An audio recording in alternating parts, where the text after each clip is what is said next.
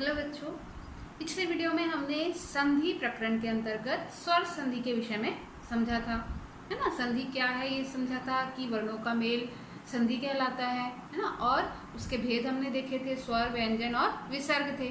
अब उसके बाद हमने देखा कि स्वर संधि क्या है ना। तो स्वरों के मेल से जो विकार उत्पन्न होता है वो स्वर संधि कहलाती है। अब उसके भी 5 भेद होते हैं, पर यहाँ हम मुख्यतः 3 भेद के विषय में पढ़ेंगे। जो पहला हमने देखा था दीर्घ स्वर संधि, इसके विषय में हमने पिछले वीडियो में देखा था। आज हम देखेंगे गुण स्वर संधि। गुण स्वर संधि क्या है? तो यदि अ अथवा आ के आगे ई या बड़ा ई है ना, ई आए तो दोनों के मिलने से ए बन जाता है। और यदि अ अथवा आ के आगे उ या फिर उ आए तो दोनों के मिलने से अ बन जाता है। इसी प्रकार से यदि अ या आ के आगे ऋषि का री है ना, री आए तो दोनों के मिलने से अर बन जाता है। जैसे अ जमा ई बराबर हो गया ए, है ना। जैसे नरह जमा इंद्रह, ये बन गया नरेंद्रह। उसी प्रकार शुभ धन इच्छा, ये बन गया शुभिच्छा, शुभेच्छा। उसी प्रकार से अ जमा ई हो जाता है ए। जैसे परम जमा ईश्वरः, ये बन गया परमेश्वरः, है ना। जो मात्रा है ई की वो ऊपर चले जाएगी ए के रूप में। तो सोम, इसी प्रकार से एक और उदाहरण है इसका, सोम जमा ईशः, ये बन गया सोमेशः। अब आ जमा ई, ये भी बन गया ए, तो राजा जमा इंद्रः, ये बन गया राजेंद्रः। उसी प्रकार यथा जमा इष्टः, ये बन गया यथेष्टः।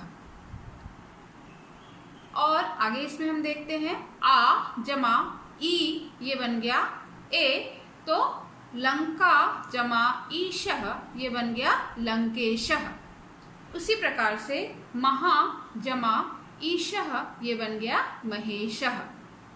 अब अ जमा उ, ये मिलकर बन जाता है ओ, तो सूर्य जमा उदयः, ये बन गया आ। देखिए पहले शब्द का अंतिम पद का जो अंतिम वर्ण है वो है आ, और उसके दूसरे पद का प्रथम वर्ण है उ, तो आ जमा उ मिलकर बन जाते हैं ओ।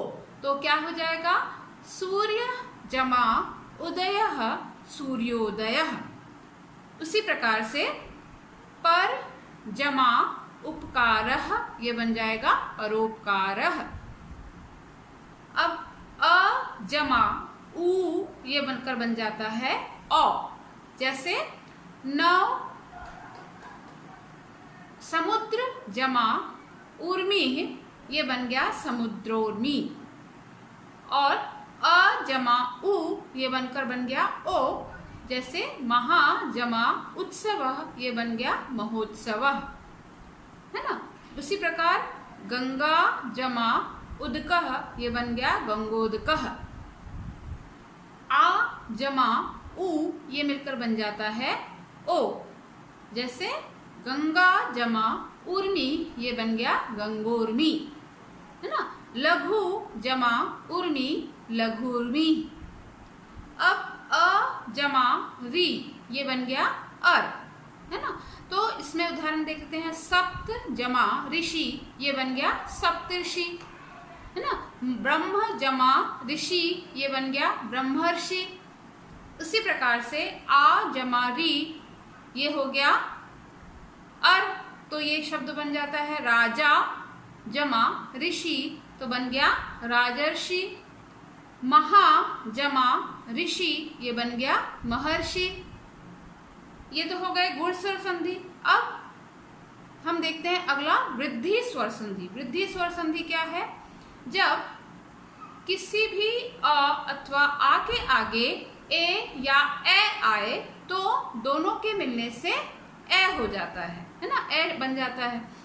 और उसी प्रकार अ अथवा आ के आगे ओ या अ आए तो इनके दोनों के मिलने से क्या बन जाता है?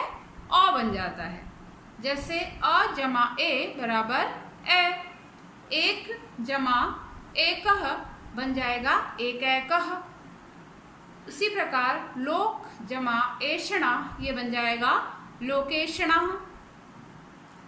अ जमा ए बन जाएगा ए, तो मत जमा ऐक्य ये बन जाएगा मतैक्य।